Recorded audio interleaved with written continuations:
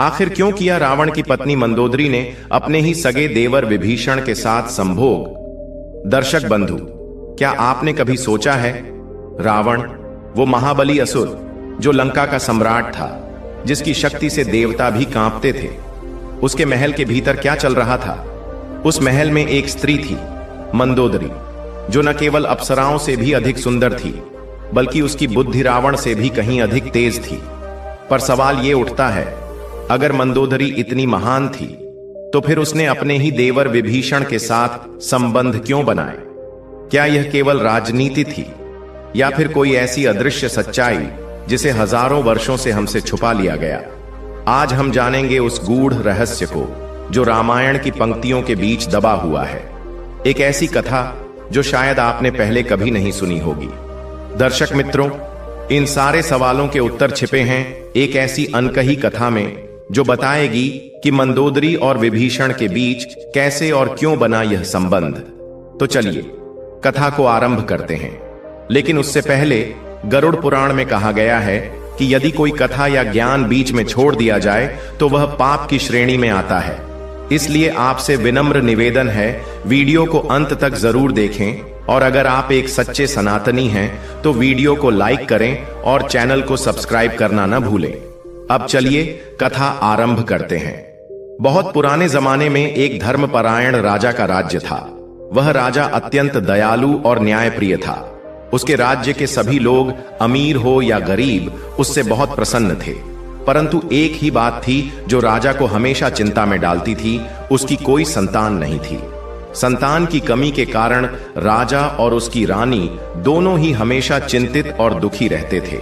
राजा ने अपने और रानी के लिए कई विद्वान वैद्य से उपचार करवाए, यज्ञ और अनुष्ठान कराए, किंतु संतान का सुख उन्हें प्राप्त नहीं हुआ।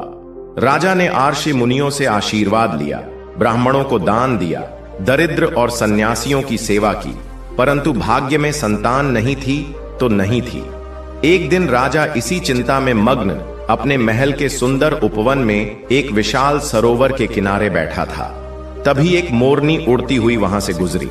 उसने देखा कि इतना सुंदर उपवन होने के बावजूद राजा अत्यंत उदास बैठा है। यह देखकर वह सरोवर के पास एक वृक्ष पर बैठ गई। कुछ क्षणों तक वह राजा को देखती रही और फिर मधुर वाणी में बोली, राजन, आप इतने उदास क्यों हैं? राजा ने जब सुरीली आवाज सुनी तो चौंक पड़ा। यह आवाज स्त्री के जैसी थी, इसलिए उसने इधर उधर देखा कि शायद कोई दासी आई हो, परंतु वहां कोई नहीं था। राजा को परेशान देखकर मोरनी मुस्कुराई और बोली, राजन, मैं वृक्ष पर बैठी हूं। राजा ने ऊपर देखा तो मोरनी को देखा, परंतु उसकी आश्चर्य का ठिकाना नहीं रहा, क्योंकि उसने आज तक किसी पक्षी को मानवों की भाषा में बोलते हुए नहीं सुना था। राजा ने विस्मय से पूछा, तुम कौन हो और कैसे बोल सकती हो? मोरनी ने उत्तर दिया, राजन, मैं मोती मोरनी हूं। मैं परिलोक की राजकुमारी हूं और पूरी दुनिया की सैर करने निकली हूं। आज यहां से गुजर रही थी तो आपको इस सुंदर उपवन में उदास देखकर रुक गई। मैं आपके दुख का कारण जानना चाहती हूं। राजा उसकी सुरीली वाणी से मोहित हो गया और बोला, मोती मोरनी, तुम्हारी मधुर वाणी ने मेरा मन प्रसन्न कर दिया। मुझे तुमसे मिलकर अत्यंत हर्ष हो रहा है। मोरनी ने फिर अपना प्रश्न दोहराया, परंतु राजन, आपने अभी तक यह नहीं बताया कि आप इतने उदास क्यों हैं? राजा पुनः चिंतित होकर बोला, प्रिय मोरनी, यह मत पूछो, यह मेरे हृदय का गहरा दुख है। मोरनी ने कोमल स्वर में कहा, राजन, भले ही मैं एक छोटी सी मोरनी हूं, परंतु मेरे माता पिता ने मुझे अनेक विद्याओं का ज्ञान दिया है। इसके अतिरिक्त कुछ गूढ़ रहस्य ऐसे होते हैं जो केवल हम पक्षियों को ज्ञात होते हैं। राजा ने गहरी सांस लेते हुए कहा, यदि तुम इतनी जिद कर रही हो तो सुनो। भगवान ने मुझे संतान सुख से वंचित रखा है। इस कारण मैं सदैव व्यथित रहता हूं। सोचता हूं मेरे बाद मेरा नाम लेने वाला कोई नहीं होगा। मेरी मृत्यु के पश्चात मेरा राज्य किसी अन्य के अधिकार में चला जाएगा। यही चिंता मुझे सताती रहती है। राजा की व्यथा सुनकर मोती मोरनी ने गंभीर स्वर में कहा, राजन, मुझे अत्यंत दुख है कि आपको यह पीड़ा सहनी पड़ रही है। मैंने अपने पूर्वजों से सुना है कि यदि कोई संतानहीन व्यक्ति श्रीफल ग्रहण करें और भगवान श्री हरि की सच्चे मन से आराधना करें तो भगवान उसे अवश्य संतान सुख प्रदान करते हैं। राजा ने आश्चर्यचकित होकर पूछा, श्रीफल, यह कौन सा फल है? मैंने तो आज तक इसका नाम भी नहीं सुना। फिर मोती मोरनी ने कहा, राजन, यह फल समस्त लोकों में सबसे दिव्य और दुर्लभ फल है, इसीलिए इसे श्रीफल कहा जाता है। यह अत्यंत पवित्र और चमत्कारी फल है, जो केवल सौभाग्यशाली और भक्तों को प्राप्त होता है। राजा ने पुनः चिंता में डूबते हुए कहा, यदि यह फल इतना दुर्लभ है तो इसके बारे में जानने का क्या लाभ? जो वस्तु मिल ही नहीं सकती, उसकी खोज करने से क्या लाभ? मोरनी ने गंभीर स्वर में उत्तर दिया, राजन, निराशा सबसे बड़ा पाप है। प्रत्येक युग में श्रीफल किसी न किसी स्थान पर अवश्य पाया जाता है। जब एक श्रीफल वृक्ष से अलग होता है तो भगवान विष्णु स्वयं किसी अन्य पवित्र भूमि में एक और फल उत्पन्न कर देते हैं। अतः यदि सच्चे मन से प्रयास किया जाए तो यह फल अवश्य मिल सकता है। राजा ने व्याकुल स्वर में कहा, यदि मैं अपने प्राण भी देकर श्रीफल प्राप्त कर सकता हूं तो मैं तत्पर हूं, परंतु हे मोरनी, मुझे बस यह जान हो जाए कि यह श्रीफल कहां मिलेगा। मोती मोरनी ने राजा को सांत्वना देते हुए कहा, राजन, आप चिंता न करें, मैं परिलोक जाकर अपने परम ज्ञानी और सिद्ध पुरुष महामंत्री से परामर्श करूंगी। वे निश्चित रूप से श्रीफल के विषय में कुछ जानते होंगे। मैं शीघ्र ही लौटकर आपको यह शुभ समाचार दूंगी। इसके पश्चात आप इस फल को प्राप्त करने की योजना बना सकते हैं। राजा ने भावुक होकर कहा, यदि ऐसा हो जाए तो यह मेरा सौभाग्य होगा। प्यारी मोरनी, यह उपकार मैं जीवन भर नहीं भूलूंगा। मोती मोरनी ने कोमल स्वर में कहा, राजन, मैं आपके राज्य में कई दिनों से भ्रमण कर रही हूं और मुझे हर स्थान पर यही झांत हुआ कि आप अत्यंत धर्मपरायण, न्यायप्रिय और दयालु शासक हैं। इसी कारण मेरे हृदय में आपके प्रति प्रेम और करुणा उत्पन्न हुई है। यदि आपका दुख दूर हो जाए तो मुझे भी असीम आनंद की प्राप्ति होगी। मेरे माता पिता ने मुझे सदैव यह सिखाया है कि पीड़ितों की सहायता करना ही सर्वोच्च धर्म है। राजा यह सुनकर अत्यंत प्रसन्न हुआ और बोला, हे मोरनी, तुम मेरे लिए स्वयं भगवान की कृपा बनकर आई हो। मोती मोरनी ने उत्तर दिया, राजन, अब मैं परिलोक प्रस्थान कर रही हूं। मुझे आने जाने में लगभग 7 दिन लगेंगे। कृपया धैर्य रखें और मेरी प्रतीक्षा करें। श्री हरि की कृपा से मैं अवश्य सफल होकर लौटूंगी। इतना कहकर मोती मोरनी ने राजा को प्रणाम किया और स्वर्ग की ओर उड़ चली। राजा जब से मोरनी को विदा कर चुका था, तभी से उसकी वापसी की प्रतीक्षा कर रहा था। वह प्रतिदिन बाग में जाता और संध्या तक वहीं बैठा रहता। यद्यपि मोरनी ने उसे 1 सप्ताह का समय बताया था, परंतु राजा को धैर्य कहां था। उसने अगले ही दिन से मोरनी की राह देखनी शुरू कर दी।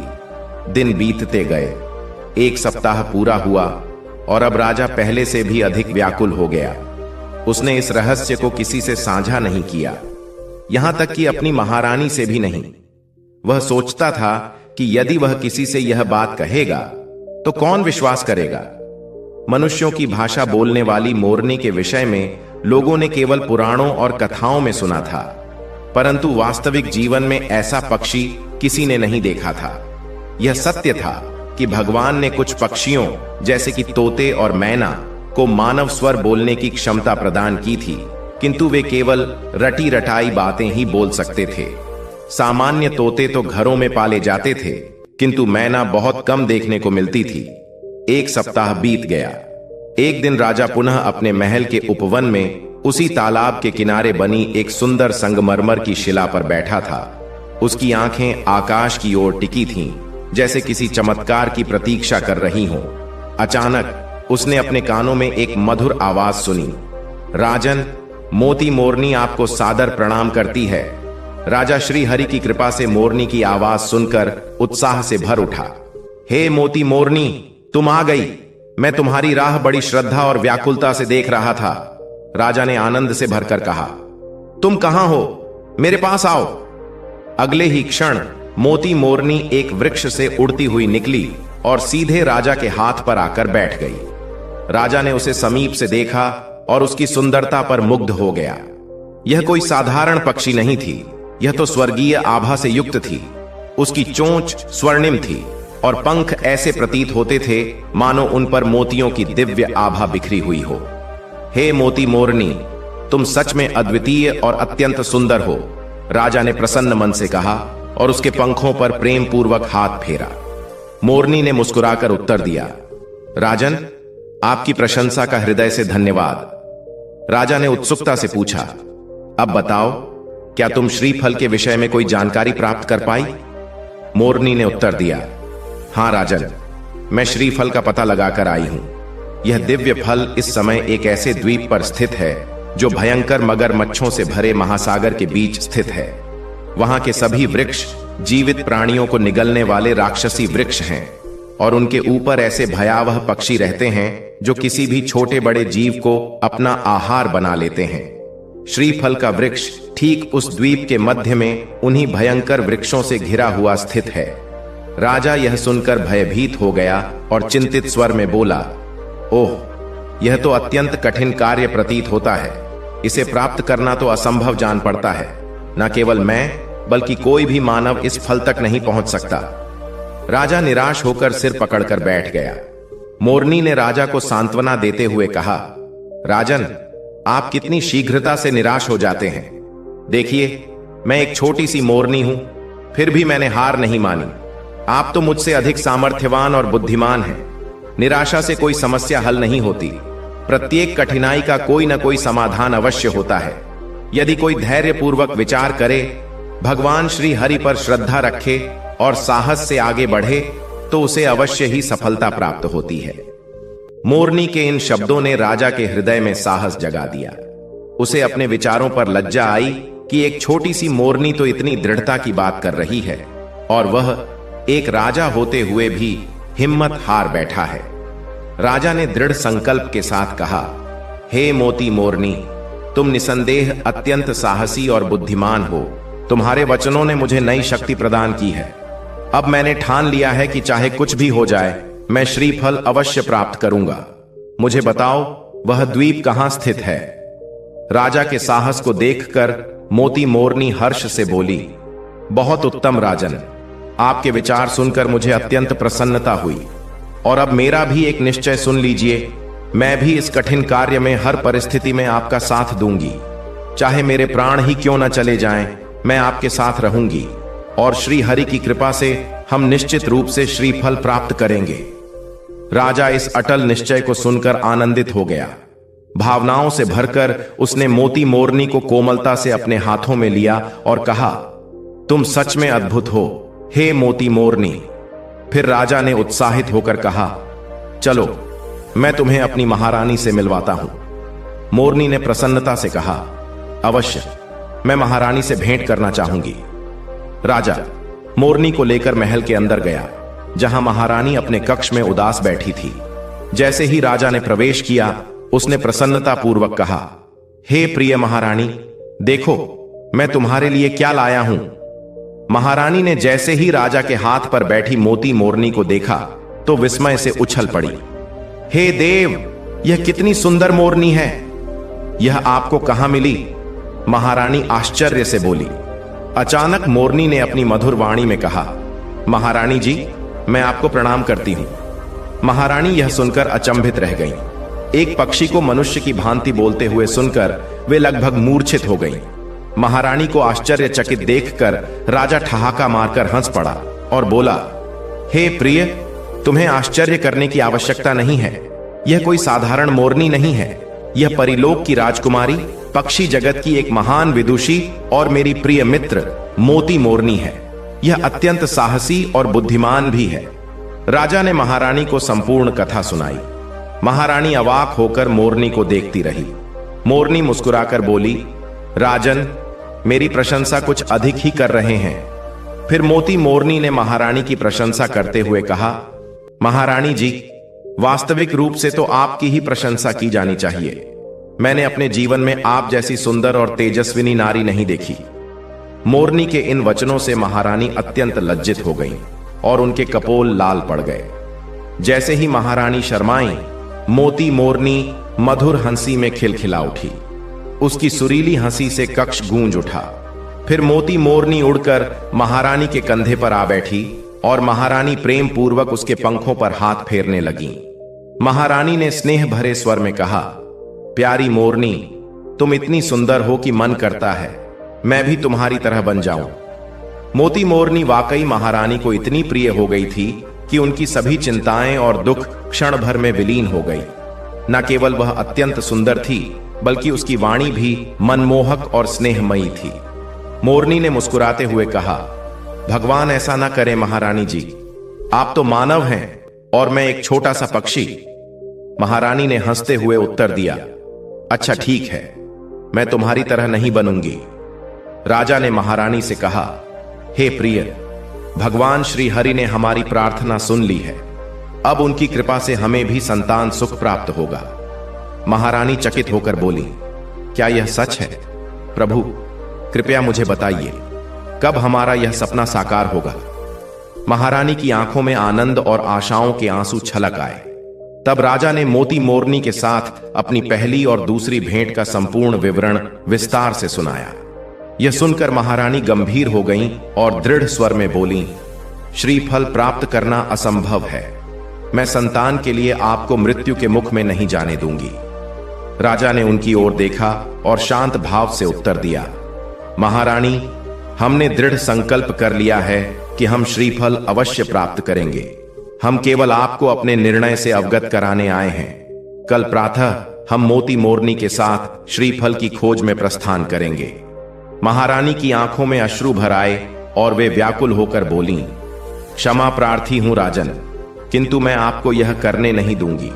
आप चाहे मुझ पर क्रोधित हो जाएं, किंतु मैं अपने पति को मृत्यु के मुख में जाने नहीं दूंगी। मैं संतान के लिए अपने सुहाग का बलिदान नहीं दे सकती। महारानी के शब्दों में दृढ़ता थी।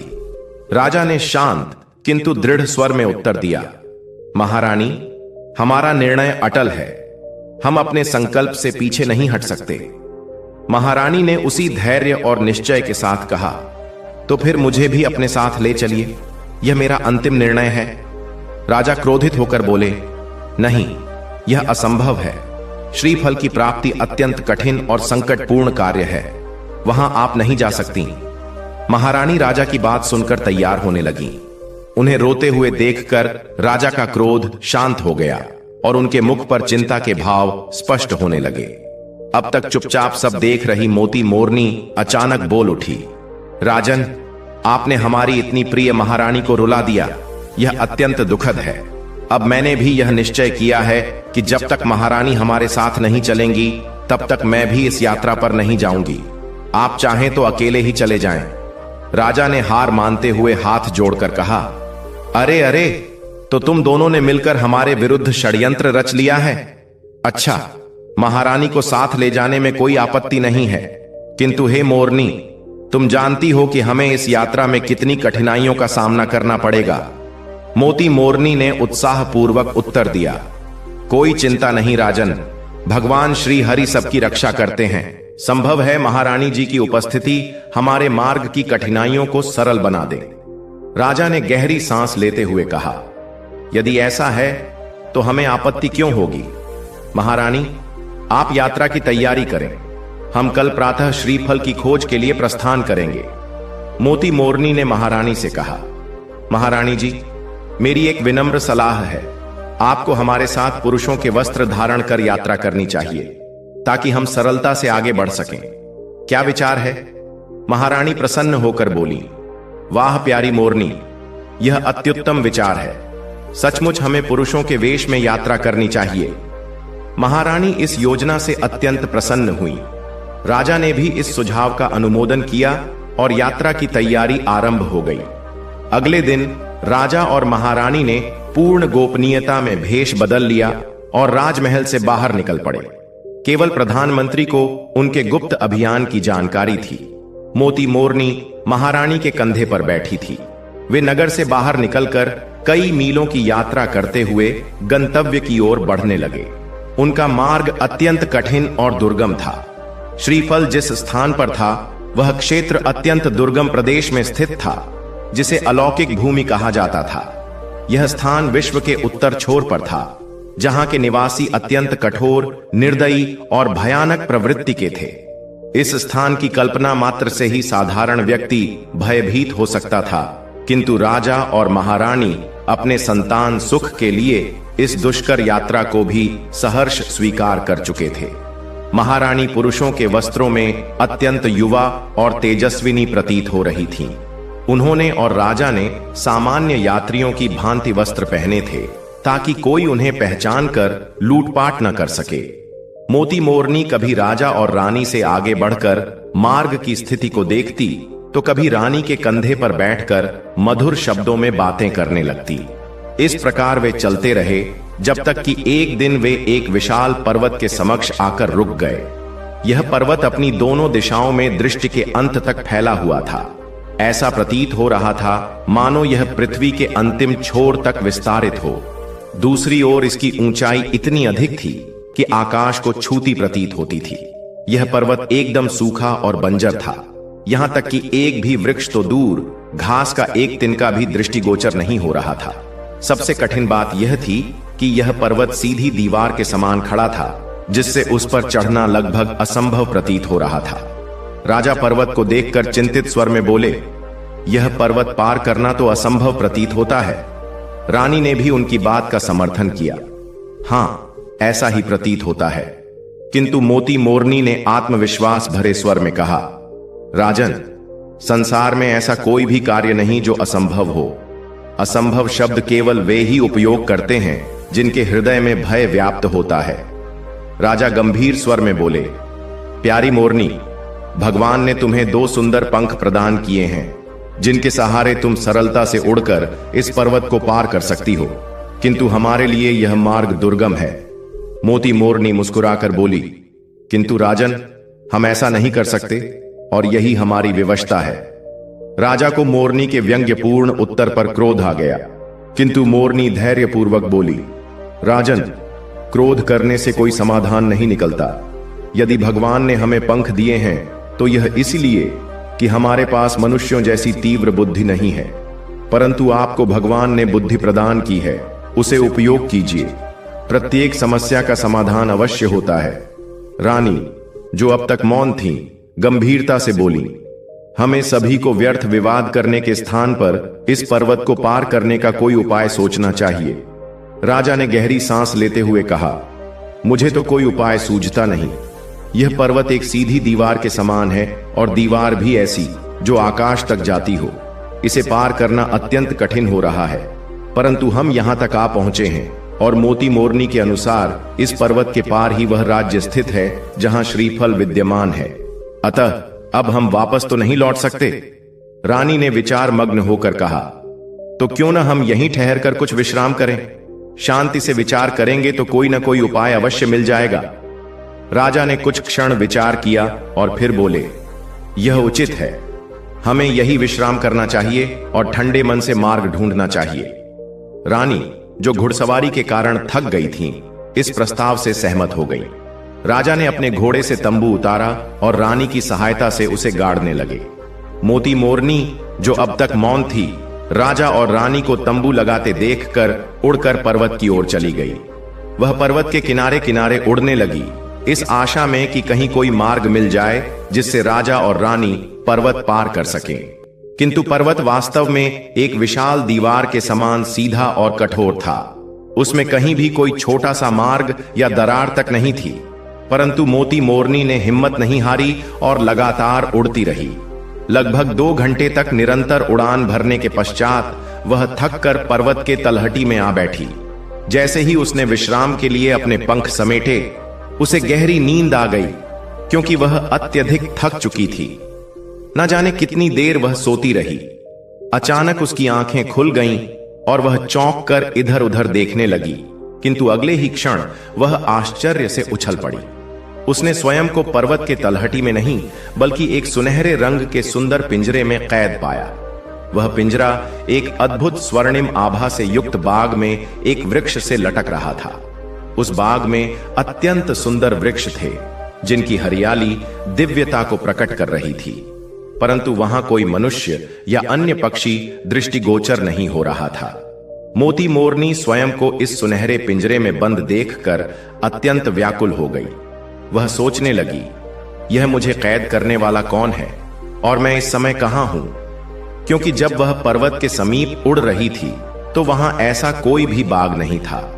अब उसके मस्तिष्क में अनेक विचार आने लगे। क्या मैं किसी दिव्य शक्ति के प्रभाव में आ गई हूं? क्या यह कोई मायावी संसार है? वह अभी इन्हीं विचारों में उलझी थी कि अचानक दूर से एक मधुर हास्य की ध्वनि सुनाई दी। यह किसी स्त्री की हंसी थी, एक अद्भुत दिव्य हंसी। ऐसा प्रतीत हो रहा था मानो कोई झरना कलकल कर बह रहा हो। मोती मोरनी का हृदय तेजी से धड़कने लगा। उसने सोचा, क्या यह वही है जिसने मुझे इस पिंजरे में कैद किया? तभी पुनः हंसी की आवाज सुनाई दी, किंतु इस बार यह एक पुरुष की हंसी थी। ऐसा प्रतीत हो रहा था मानो वहां कोई स्त्री और पुरुष किसी विषय पर बैठकर हंस रहे हों।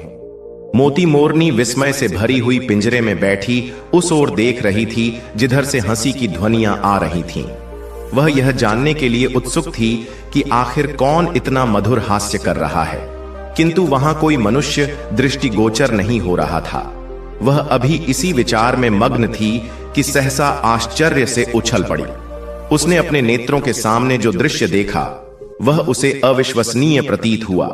सामने वृक्षों के झुरमुट से राजा और रानी हाथों में हाथ डाले हंसते खेलते चले आ रहे थे।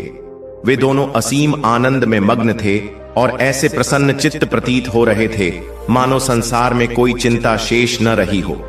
मोती मोरनी को जब यह ज्ञात हुआ कि उसे इस पिंजरे में बंद करने वाले कोई और नहीं बल्कि स्वयं राजा और रानी हैं, तो उसे अत्यंत क्रोध आया। उसने निश्चय कर लिया कि जैसे ही वे समीप आएंगे वह उनसे अवश्य कठोर शब्दों में वार्ता करेगी।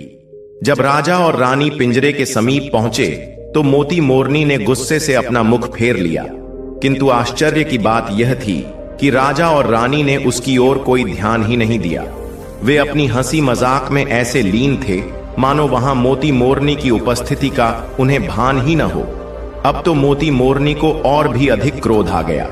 उसने ऊंचे स्वर में पुकारा, राजन, महारानी जी, मुझसे ऐसा क्या अपराध हुआ है कि आपने मुझे इस पिंजरे में कैद कर दिया? परंतु राजा और रानी ने उसकी पुकार पर कोई प्रतिक्रिया नहीं दी।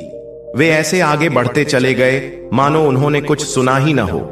जहां राजा और रानी ने अपना तंबू लगाया था उसी विशाल पर्वत की चोटी पर एक महान जादूगर का गुप्त किला स्थित था। यह किला बादलों से ढका हुआ था, इसलिए साधारण मानव नेत्रों से इसका दर्शन संभव नहीं था। यह जादूगर था मसदर, जो अलौकिक शक्तियों का स्वामी था। यद्यपि यह जादूगर अत्यंत बुद्धिमान और दयालु था, परंतु प्रत्येक वर्ष के 3 विशिष्ट दिनों में उसे एक विशेष अनुष्ठान करना होता था। इस अनुष्ठान के दौरान उसे मानव मांस और रक्त की आवश्यकता होती थी। इन 3 दिनों के लिए उसे मनुष्यों को पकड़ना आवश्यक था। अब वही 3 दिन समीप आ रहे थे और इस समय मसदर जादूगर अपने विशेष कक्ष में बैठकर विचार कर रहा था कि उसे अगले शिकार की खोज कहां करनी चाहिए। अचानक उसके कक्ष के एक कोने में स्थित एक पुरानी मूर्ति, जो उल्लू के आकार की थी, सहसा प्रज्वलित हो उठी। उस मूर्ति के नेत्रों से प्रकाश की लहरें निकलने लगीं और संपूर्ण कक्ष प्रकाशमय हो गया। मसदर जादूगर तुरंत सतर्क हो गया। उसने अपने दोनों हाथ आकाश की ओर उठाए और फिर जैसे ही शक्तिशाली मंत्र उच्चारण करते हुए हाथों को झटका, कक्ष की एक दीवार प्रकाशमान हो उठी। उस दीवार पर स्पष्ट रूप से एक दृश्य उभर आया। वह दृश्य राजा और रानी के तंबू का था, जहां वे दोनों बैठे वार्तालाप कर रहे थे। मसदर जादूगर यह देखकर अत्यंत प्रसन्न हुआ कि भाग्य ने स्वयं उसे मानव शिकार खोजने का अवसर प्रदान कर दिया। किंतु जैसे ही उसने महारानी के सौंदर्य को देखा, वह आश्चर्य से ठिठक गया। उसने अपने जीवन में इतनी तेजस्वी और सुंदर स्त्री पहले कभी नहीं देखी थी। महारानी, जो अब तक पुरुषों का वेश धारण किए हुए थीं, इस समय तंबू के भीतर अपने वास्तविक रूप में थीं। राजा के मुख पर कुछ चिंता के भाव दृष्टिगोचर हो रहे थे, किंतु महारानी पूर्णतः शांत और निश्चिंत थीं। उन्हें पूर्ण विश्वास था कि मोती मोरनी अवश्य कोई न कोई उपाय खोजकर लौटेगी और भगवान की कृपा से उनका मार्ग प्रशस्त होगा। मसदर जादूगर की दृष्टि महारानी पर टिक गई। उसके नेत्रों में एक विचित्र चमक उभर आई। वह शीघ्रता से अपने आसन से उठा और अपने दाएं हाथ को वायुमंडल में घुमाया। तत्क्षण उसके कक्ष की दीवार पुनः चमत्कारी रूप से खुल गई और वहां से एक स्वर्णिम कछुआ प्रकट हुआ जो अत्यंत अद्भुत और दिव्य प्रतीत हो रहा था। स्वर्णिम कछुए ने अपनी दिव्य वाणी में कहा, आ गया हूं हे स्वामी, मुझे आदेश दीजिए। उसका स्वर अत्यंत समर्पित था। मसदर जादूगर, जो अपनी सिद्धियों के बल पर शक्तिशाली बना था, गंभीर स्वर में बोला, पर्वत की तलहटी में दो मनुष्य उपस्थित हैं, एक पुरुष और एक स्त्री। उन्हें तुरंत मेरे महल में लाने की व्यवस्था करो। स्वर्णिम कछुए ने विनम्रता पूर्वक उत्तर दिया, जो आज्ञा मेरे स्वामी, मैं अभी उन्हें ले आता हूं। किंतु वह कुछ कहते कहते रुक गया। मसदर जादूगर ने आश्चर्य से कहा, बोलो, रुक क्यों गए? आज पहली बार तुमने किंतु शब्द का प्रयोग किया है। कछुआ गंभीरता से बोला, स्वामी, मेरे ज्ञान के अनुसार उन दोनों मनुष्यों के साथ एक अलौकिक मोरनी भी है। वह कोई साधारण पक्षी नहीं है। वह मनुष्य की भाषा बोलने वाली, अत्यंत बुद्धिमान, चतुर और चमत्कारी शक्तियों से युक्त है। मेरा आभास कहता है कि वह हमारे लिए संकट का कारण बन सकती है। जादूगर ने गहरी सांस लेते हुए कहा, अच्छा, यह बात है, हमें इसकी जांच करनी होगी। फिर उसने अपने दोनों हाथों की उंगलियां खोलीं और उनके मध्य एक विशेष अंतराल रखा। उसने अपनी दृष्टि उस रिक्त स्थान में केंद्रित की और मन ही मन एक रहस्यमय मंत्र का उच्चारण किया। तत्क्षण उसने मोती मोरनी को पर्वत के नीचे एक शिला पर बैठे देखा। उसकी आंखें बंद थीं, मानो वह ध्यान में लीन हो। कुछ क्षण तक उसे एकटक देखने के बाद मसदर जादूगर के मुख पर चिंता की रेखाएं उभर आईं, किंतु शीघ्र ही उसकी चिंता एक रहस्यमय मुस्कान में परिवर्तित हो गई। उसने धीरे धीरे अपनी उंगलियों को बंद किया और अपनी मुट्ठी बनाकर उस पर कोई रहस्यमय श्लोक पढ़ा। फिर उसने अपनी मुट्ठी खोल दी।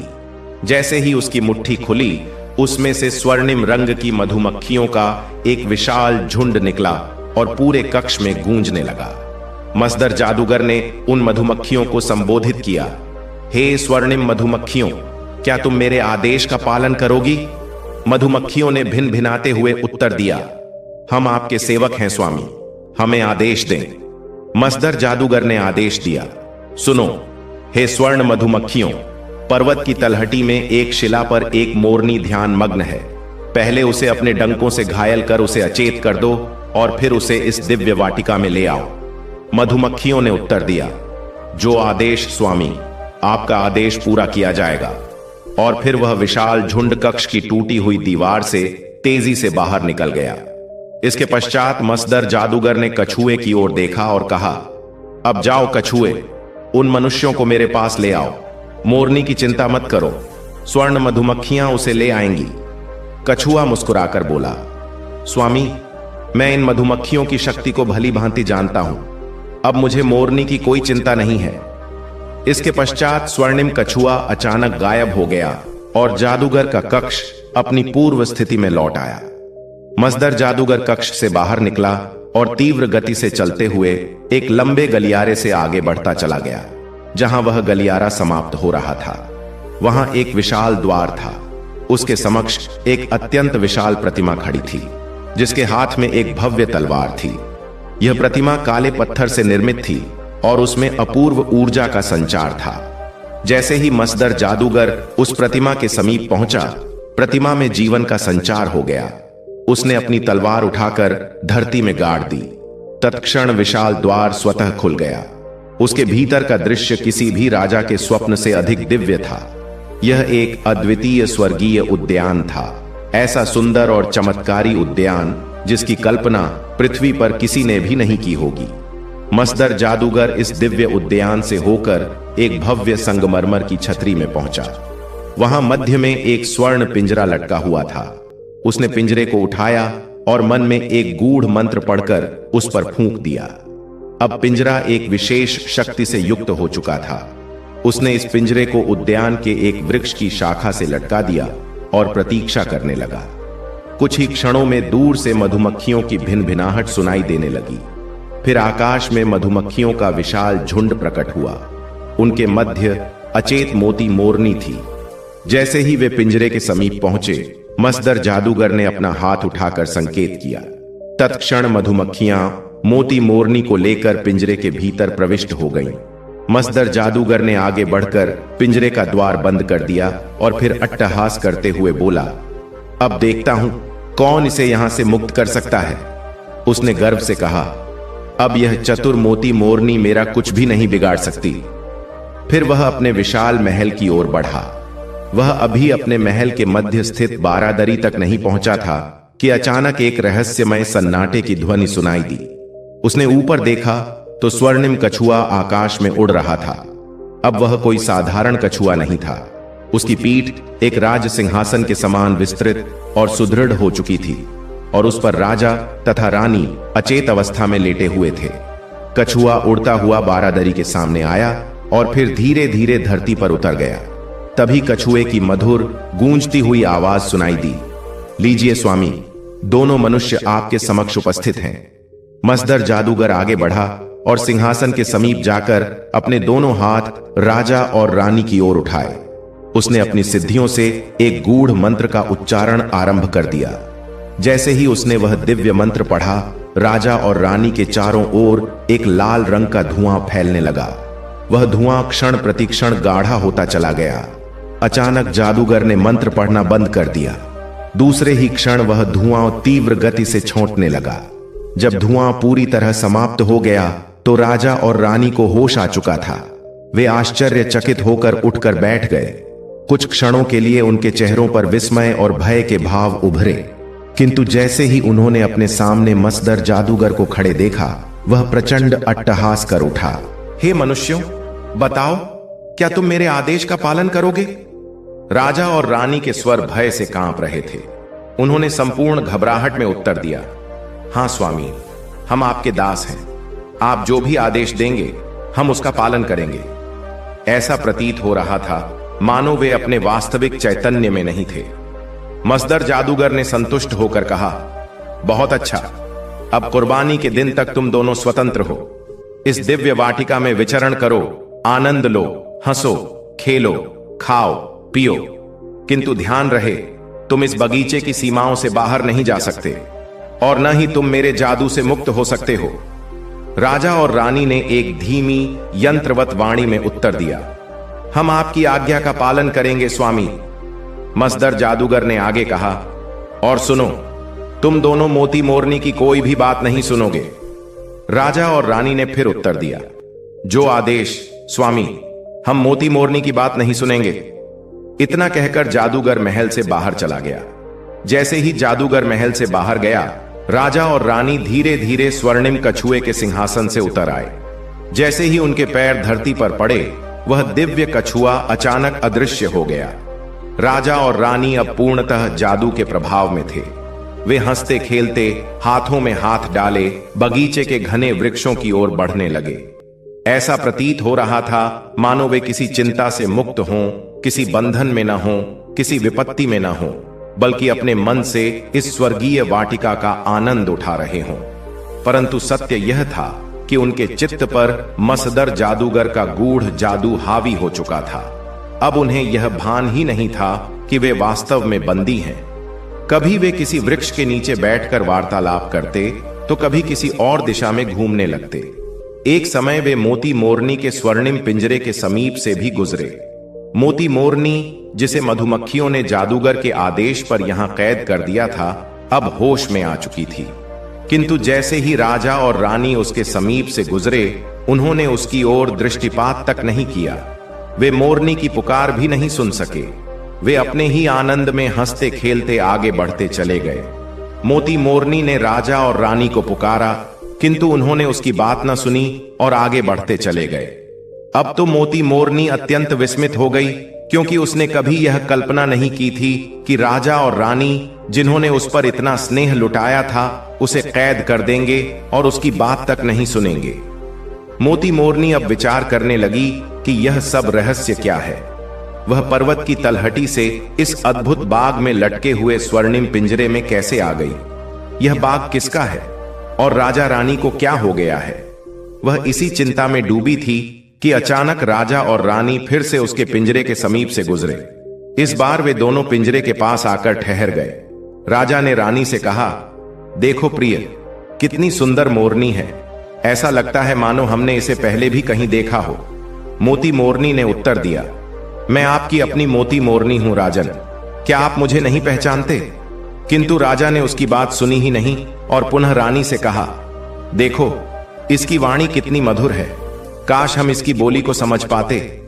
रानी ने प्रेम पूर्वक कहा, हां राजन, यह मोरनी अत्यंत सुंदर है, यह मुझे बहुत प्रिय लग रही है, काश इसका स्वामी इसे मुझे भेंट कर दे, मैं इसके बदले में जो चाहे देने को तैयार हूं। मोती मोरनी अत्यंत बुद्धिमान थी, वह तुरंत समझ गई कि राजा और रानी किसी मायाजाल में फंस चुके हैं। अब वे अपने वास्तविक चैतन्य में नहीं थे और यही कारण था कि वे उसकी भाषा तक समझने में असमर्थ हो चुके थे। यद्यपि रानी की स्नेहमयी वाणी ने उसे प्रभावित किया, परंतु अब वह निश्चित हो गई थी कि यह संपूर्ण घटनाक्रम किसी कुटिल शक्ति का कृत्य है। राजा और रानी एक गहरी सांस लेकर आगे बढ़ गए और मोती मोरनी असमंजस में डूबी रही। कुछ ही क्षणों बाद मोती मोरनी ने देखा कि एक अत्यंत कुरूप पुरुष बाग में प्रविष्ट हुआ। वह तीव्र गति से चलता हुआ सीधे उसके पिंजरे के समीप पहुंचा और ध्यानपूर्वक उसे देखने लगा। मोती मोरनी भी उसे भली भांति देखने लगी। फिर उस पुरुष ने कठोर स्वर में कहा, तो होश में आ गई हो हे मोरनी? फिर वह अट्टहास कर बोला, मैं जानता हूं कि तुम अत्यंत बुद्धिमान और चतुर हो, परंतु यह स्मरण रखना कि इस समय तुम इस संसार के सबसे महान जादूगर मसदर जादूगर के अधीन हो।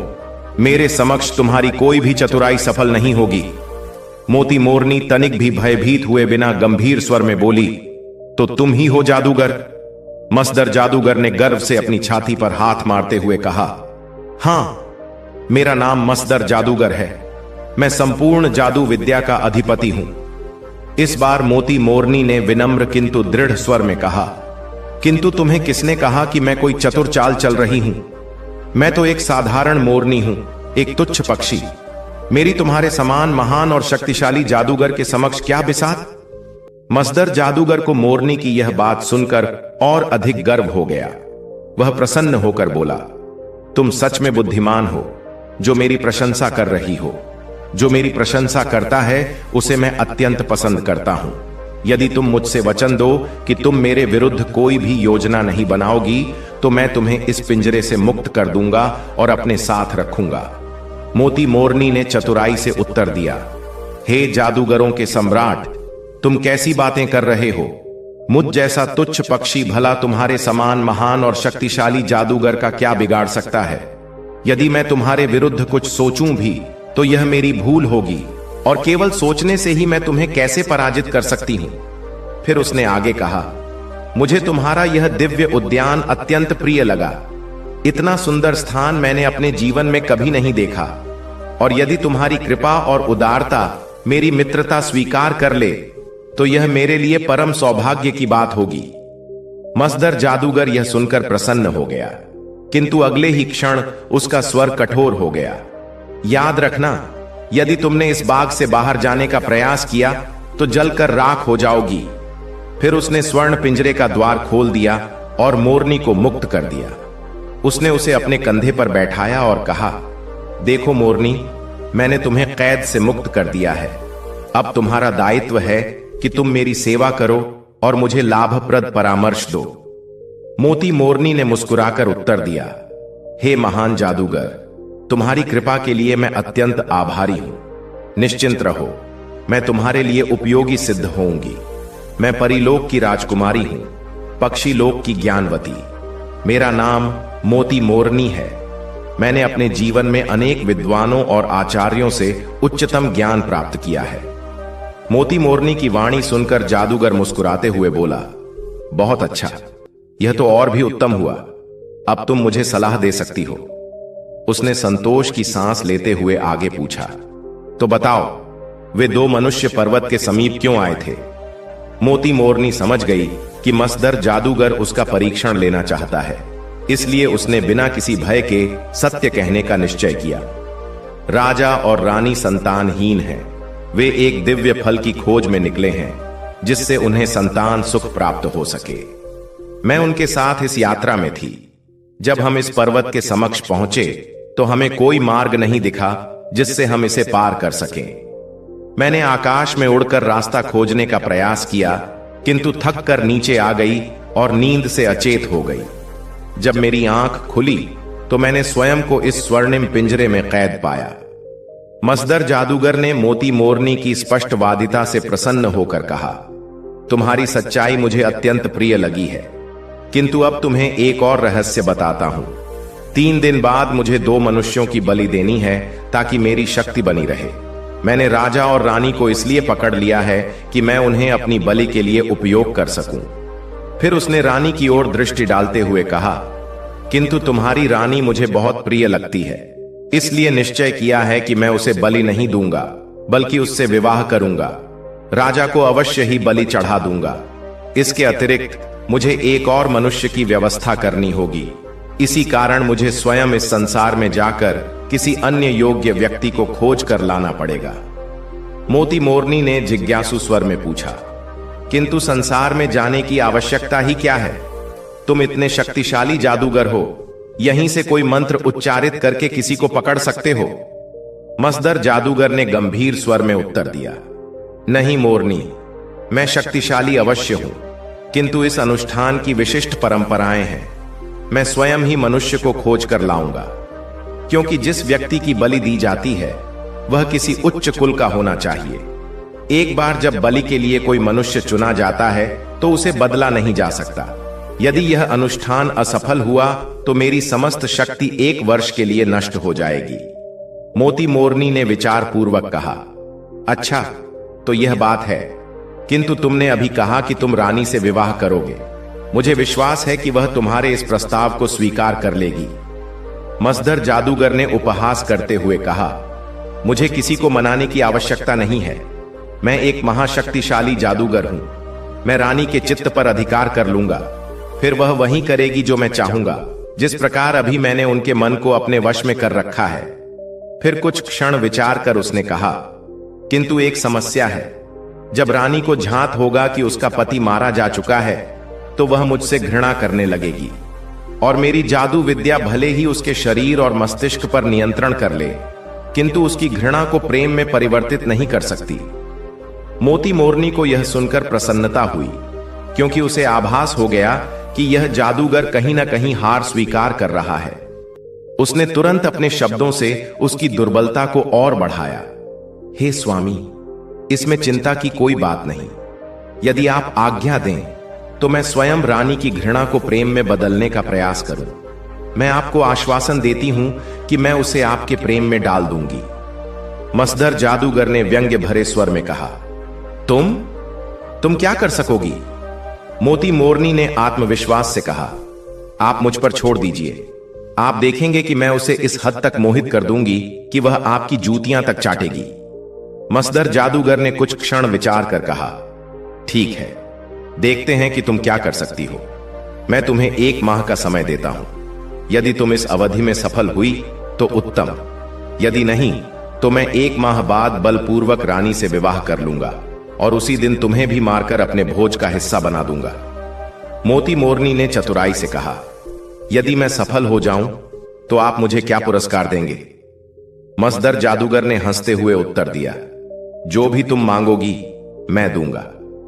मोती मोरनी ने उसे चिढ़ाते हुए कहा, क्या आप अपने महान जादू देवता की शपथ लेकर कहते हैं? मसदर जादूगर ने गंभीरता से उत्तर दिया, हां, मैं जादू देवता की शपथ लेकर कहता हूं कि यदि तुम इस राजकुमारी को मुझसे प्रेम करने के लिए बाध्य कर सको तो जो तुम मांगोगी वह तुम्हें दूंगा। फिर उसने जोश में आकर शपथ ग्रहण कर ली। मोती मोरनी ने मुस्कुराकर कहा, बहुत उत्तम, अब आप निश्चिंत रहें, मैं आज से ही अपना कार्य आरंभ कर दूंगी। किंतु फिर वह कुछ कहते कहते रुक गई। मसदर जादूगर ने संदेहपूर्वक पूछा, क्या हुआ, बोलो। मोती मोरनी ने मायूस होते हुए उत्तर दिया, किंतु मैं कर भी क्या सकती हूं? आपने तो उनके चित्त को अपने वश में कर रखा है, अब वे मेरी बात भी नहीं सुन सकते। मसदर जादूगर ने कुछ देर विचार करते हुए कहा, तो अब मुझे क्या करना चाहिए? क्या मैं उनके मस्तिष्क पर से अपना नियंत्रण हटा दूं? किंतु फिर वे भागने का उपाय सोचने लगेंगे। मोती मोरनी ने धैर्यपूर्वक समझाते हुए कहा, आश्चर्य की बात है, तुम इतने महान और शक्तिशाली जादूगर होकर केवल 2 साधारण मनुष्यों से भयभीत हो रहे हो। यह तो तुम्हारे गौरव के अनुकूल नहीं। मेरी मानो, बाघ के चारों ओर एक दिव्य जादू का घेरा बना दो और उन्हें मुक्त कर दो। इससे वे स्वतः ही जीवन भर इस बाग से बाहर नहीं निकल पाएंगे। और फिर यह राजा तो एक सीधा सादा भोला युवक है, उसमें कोई विशेष बुद्धि भी नहीं है। यह सुनकर मसदर जादूगर ठहाका मारकर हंस पड़ा और बोला, अरे हां, मैं इन मनुष्यों से क्यों भयभीत होने लगा। मैंने तो केवल अनावश्यक समस्याओं से बचने के लिए उनके चित्त को अपने वश में कर लिया था, किंतु अब मैं उन्हें मुक्त कर देता हूं। फिर उसने अपने दोनों हाथ आकाश की ओर उठाए और मौन मंत्रों का उच्चारण करने लगा। कुछ क्षणों बाद उसने अपनी दोनों हथेलियों को वायुमंडल में चक्रवत घुमाना आरंभ किया। जैसे ही उसने यह किया, समस्त बाग में एक गहरा लाल रंग का धुआं छा गया। इस धुएं की सघनता इतनी अधिक थी कि उसमें ना तो बाघ दिखाई दे रहा था और ना ही स्वयं जादूगर। फिर जादू की गूंजती हुई आवाज सुनाई दी, सुनो मोती मोरनी, अब मैं इस स्थान से जा रहा हूं। मैंने बाघ के चारों ओर एक अटूट रक्षा कवच बना दिया है। अब राजा और रानी मुक्त हैं, किंतु वे इस बाग से बाहर नहीं निकल सकेंगे। 3 दिनों के पश्चात मैं लौटूंगा और तब राजा की बलि अर्पित करूंगा। तब तक तुम अपनी योजना आरंभ कर सकती हो। इसके पश्चात मोती मोरनी को अनुभव हुआ कि जैसे वह जादूगर स्वयं भी धुएं के साथ विलीन हो गया। मोती मोरनी उड़कर एक समीपवर्ती वृक्ष की शाखा पर बैठ गई और धुएं के समाप्त होने की प्रतीक्षा करने लगी। कुछ क्षणों के पश्चात जब धुआं छंटने लगा तो उसने देखा कि कुछ ही दूरी पर एक वृक्ष के नीचे राजा और रानी अचेत अवस्था में पड़े हुए हैं। मोती मोरनी तत्काल उड़कर उस वृक्ष की सबसे नीची शाखा पर आकर बैठ गई और धैर्य पूर्वक उनके होश में आने की प्रतीक्षा करने लगी। सबसे पहले रानी को चेतना आई। मोती मोरनी अब भी मौन बैठी उन्हें देख रही थी। रानी ने धीरे धीरे अपनी आंखें खोली और घबराते हुए राजा को झकझोरने लगी। राजन, उठिए, देखिए हम कहां हैं। फिर राजा ने भी धीरे धीरे आंखें खोली और अचंभित होकर चारों ओर देखने लगे। अभी वे दोनों विस्मय में ही थे कि मोती मोरनी ने कोमल स्वर में कहा, राजन, महारानी जी, मैं मोती मोरनी हूं, आपको मेरा प्रणाम। जैसे ही राजा और रानी ने उसकी मधुर वाणी सुनी, वे दोनों आश्चर्य से उछल पड़े। अगले ही क्षण मोती मोरनी उड़कर रानी के कंधे पर आ बैठी। रानी ने प्रेम पूर्वक उसके पंखों पर हाथ फेरते हुए कहा, हे मोरनी, तुमने हमें पहचान लिया, किंतु यह सब क्या हो रहा है। राजा भी विस्मय से बोले, मोरनी, हम कहां हैं? यह बाग किसका है? हम तो पर्वत की तलहटी में अपने शिविर में थे, फिर यहां कैसे पहुंच गए? तब मोरनी ने राजा और रानी को समस्त घटनाओं का वर्णन किया। उसने बताया कि किस प्रकार उस मायावी मसदर जादूगर ने उन्हें अपने जादू से वशीभूत कर लिया था और कैसे उसने अपनी बुद्धिमत्ता से उस जादूगर को अपने वश में करके राजा और रानी को पुनः स्वतंत्र कराया। किंतु जब मोती मोरनी ने यह बताया कि 3 दिनों के पश्चात मसदर जादूगर राजा की बलि देने का निश्चय कर चुका है, तो रानी फूट फूट कर रोने लगी। राजा ने चिंतित होकर कहा, प्रिय, तुम क्यों रो रही हो? अभी तो मैं जीवित हूं। किंतु रानी ने अश्रुपूर्ण नेत्रों से कहा, किंतु वह जादूगर अत्यंत शक्तिशाली है, हम उसके प्रकोप से कैसे बचेंगे? मोती मोरनी ने उन्हें सांत्वना देते हुए कहा, महारानी जी, आप क्यों भयभीत हो रही हैं? मैंने उस जादूगर को जाल में फंसा दिया है। जैसे ही समय उचित होगा, वह मेरी योजना में उलझ जाएगा। किंतु रानी अब भी भयभीत थी। वह अत्यंत दुष्ट है, हम उसके जादू में फंसे हुए हैं। मेरी आत्मा भय से कांप रही है। यह सुनकर मोती मोरनी ने हंसते हुए कहा, हे महारानी जी, आप व्यर्थ ही घबरा रही हैं। क्या आप हमें कायर समझती हैं? क्या हम इतनी सरलता से पराजित हो जाएंगे? नहीं, हम उसका डटकर सामना करेंगे और इस अत्याचारी जादूगर को उसके ही जाल में उलझाकर परास्त करेंगे। फिर उसने अपने पंख फड़फड़ाते हुए कहा, मैं आपके साथ हूं, देखिएगा, मैं उसे ऐसा पराजित करूंगी कि उसकी अगली 7 पीढ़ियां भी भय से कांप उठेंगी। रानी ने मोरनी के उत्साह से प्रेरित होकर आंसू पोंछे और कहा, अब वास्तव में मेरा साहस बढ़ गया है, मैं भी आपके साथ हूं। रानी ने पूरे विश्वास से कहा, अब बात बनी, रोने धोने से कुछ नहीं होगा। यदि हम साहस दिखाएं तो यही जादूगर हमारे सामने हाथ जोड़ने को मजबूर होगा। मोती मोरनी प्रसन्न होकर बोली, अब हमारे पास केवल 3 दिन हैं। इन 3 दिनों में हमें जादूगर को परास्त करना होगा। राजा ने गहरी सोच में डूबकर कहा, कोई योजना बनाने की आवश्यकता है। यदि आप मुझ पर विश्वास करें तो मैं इस जादूगर को ऐसी सजा दूंगा कि वह इसे युगों तक याद रखेगा। मोती मोरनी ने जिज्ञासा पूर्वक पूछा, क्या तुम्हारे पास कोई उपाय है? राजा ने आत्मविश्वास से उत्तर दिया, हां, मेरे पास एक अत्यंत प्रभावी योजना है, किंतु शर्त यह है कि आप मुझ पर विश्वास करें और मेरा साथ दें। मोती मोरनी की दृढ़ता को देखकर राजा और रानी ने प्रतिज्ञा की कि वे उसकी बात मानेंगे। अब तक वे देख चुके थे कि मोती मोरनी अत्यंत बुद्धिमान और चतुर है। यदि उसने उनके मस्तिष्क को जादूगर के प्रभाव से मुक्त कर दिया तो वह अवश्य ही इस संकट से भी उन्हें बचा सकती है। अब आप निश्चिंत रहिए। 3 दिन बाद जब जादूगर बलि चढ़ाने आएगा तब आप मेरी योजना को कार्यान्वित होते देखेंगे। किंतु महारानी जी, आपको इस दौरान जादूगर से ऐसा व्यवहार करना होगा जिससे उसे लगे कि आप उसे पसंद करने लगी हैं। रानी ने चिंतित स्वर में कहा, मुझे यह नहीं लगेगा कि मैं उस क्रूर जादूगर की प्रशंसा करूं। और यदि तुम्हारी योजना असफल हो गई तो राजा का क्या होगा? मोती मोरनी हंसकर बोली, हे महारानी जी, आप मुझ पर विश्वास कीजिए, फिर देखिए क्या होता है। अब निर्णय हो गया कि मोती मोरनी जो भी कहेगी वही किया जाएगा। यह एक विशाल सभा कक्ष था। वहां बीच में एक भव्य स्वर्ण सिंहासन रखा था। मसदर जादूगर गर्व से उस सिंहासन पर बैठा था। उसके सिर पर मानव अस्थियों का बना हुआ मुकुट था और वह अपने एक हाथ में मानव कंकाल पकड़े खड़ा था। उसके चारों ओर अनेकों आत्माएं विभिन्न पशुओं के रूप में उपस्थित थीं। मोती मोरनी भी एक सुनहरे झूले पर बैठी थी। उसने जादूगर को यह विश्वास दिला दिया था कि उसने रानी को उससे विवाह के लिए राजी कर लिया है। इसी कारण मसदर जादूगर अत्यंत प्रसन्न था। सिंहासन के सामने एक युवा पुरुष का कटा हुआ सिर पड़ा था और उसका शरीर रक्त से सना हुआ था। एक भयानक जल्लाद हाथ में एक विशाल कुल्हाड़ी लिए खड़ा था। मसदर जादूगर ने गर्व से आदेश दिया, इसे हटाओ और राजा तथा रानी को यहां लाया जाए। एक पल में ही उस मृत युवक का शव हटा दिया गया। कुछ आत्माएं राजा और रानी को पकड़कर वहां ले आईं। जादूगर ने गुरूर भरे स्वर में कहा, इस राजा को बलि पर चढ़ा दो। जल्लाद ने राजा को गर्दन से पकड़कर बलि की लकड़ी पर झुका दिया। रानी यह दृश्य देखकर भय और दुख से जड़ हो गई, किंतु मोती मोरनी की आंखों में चमक थी। वह बिजली की गति से उड़कर रानी के कंधे पर बैठ गई और उसके कानों में फुसफुसाई, महारानी जी, धैर्य रखिए, राजा को कुछ नहीं होगा।